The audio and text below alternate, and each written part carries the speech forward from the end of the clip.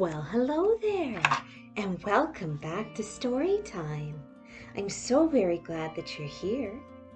Do you remember when Peter Rabbit went into Mr. McGregor's garden?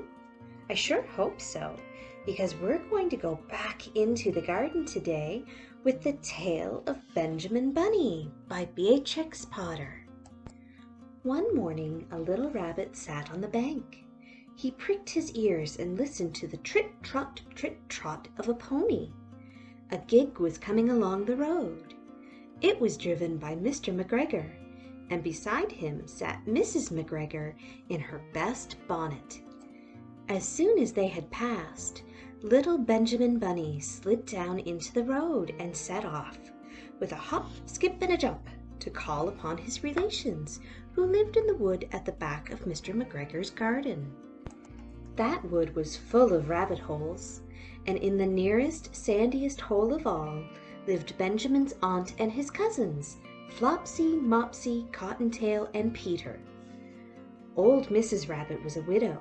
She earned her living by knitting rabbit wool mittens and muffetees. I once bought a pair at a bazaar. She also sold herbs and rosemary tea and rabbit tobacco, which is what we call lavender. Little Benjamin did not very much want to see his aunt. He came round the back of the fir tree and nearly tumbled upon the top of his cousin Peter. Peter was sitting by himself. He looked poorly and was dressed in a red cotton pocket handkerchief. "Peter," said little Benjamin in a whisper, "who's got your clothes?" Peter replied, "The scarecrow in Mr. McGregor's garden," and described how he had been chased out of the garden and had dropped his shoes and coat.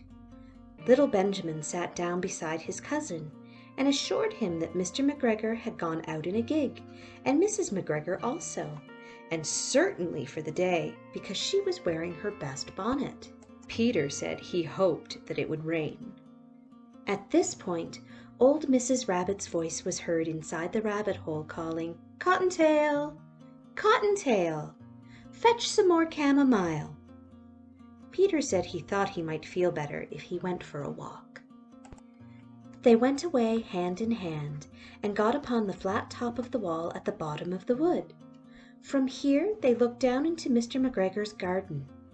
Peter's coat and shoes were plainly to be seen upon the scarecrow, topped with an old tam-o'-shanter of Mr. McGregor's. Little Benjamin said, "It spoils people's clothes to squeeze under a gate. The proper way to get in is to climb down a pear tree." Peter fell down head first, but it was of no consequence, as the bed below was newly raked and quite soft. It had been sown with lettuces. They left a great many odd little footmarks all over the bed, especially little Benjamin, who was wearing clogs. Little Benjamin said that the first thing to be done was to get back Peter's clothes, in order that they might be able to use the pocket handkerchief. They took them off the scarecrow. There had been rain during the night. There was water in the shoes, and the coat was somewhat shrunk. Benjamin tried on the tam-o'-shanter, but it was too big for him. Then he suggested that they should fill the pocket handkerchief with onions, as a little present for his aunt. Peter did not seem to be enjoying himself. He kept hearing noises. Benjamin, on the contrary, was perfectly at home and ate a lettuce leaf. He said that he was in the habit of coming to the garden with his father to get lettuces for their Sunday dinner. The name of little Benjamin's papa was old Mr. Benjamin Bunny. The lettuces certainly were very fine. Peter did not eat anything. He said he should like to go home. Presently he dropped half of the onions. Little Benjamin said that it was not possible to get back up the pear tree with a load of vegetables. He led the way boldly towards the other end of the garden. They went along a little walk on planks under a sunny red brick wall. The mice sat on their doorsteps cracking cherry stones. They winked at Peter Rabbit and little Benjamin Bunny.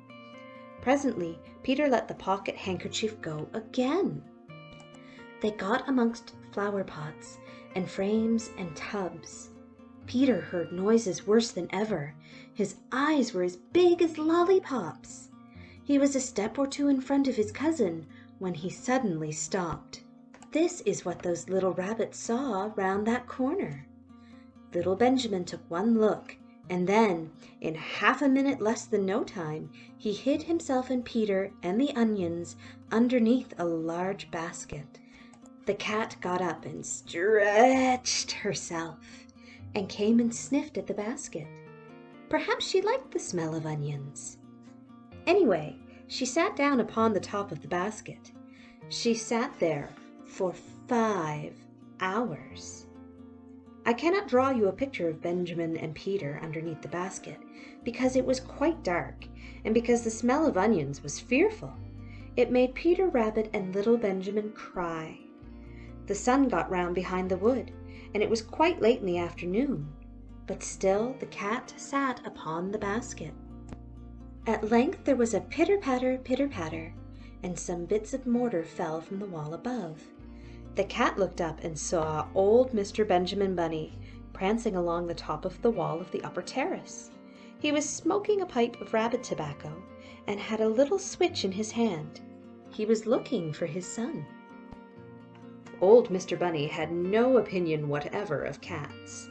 He took a tremendous jump off the top of the wall and onto the top of the cat and cuffed it off the basket and kicked it into the greenhouse, scratching off a handful of fur.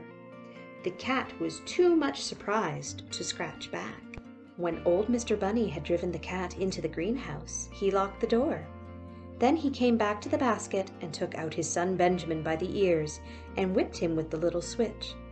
Then he took out his nephew Peter. Then he took out the handkerchief of onions and marched out of the garden.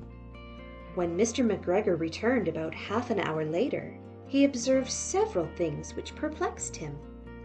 It looked as though some person had been walking all over the garden in a pair of clogs, only the footmarks were too ridiculously little. Also, he could not understand how the cat could have managed to shut herself up inside the greenhouse, locking the door upon the outside.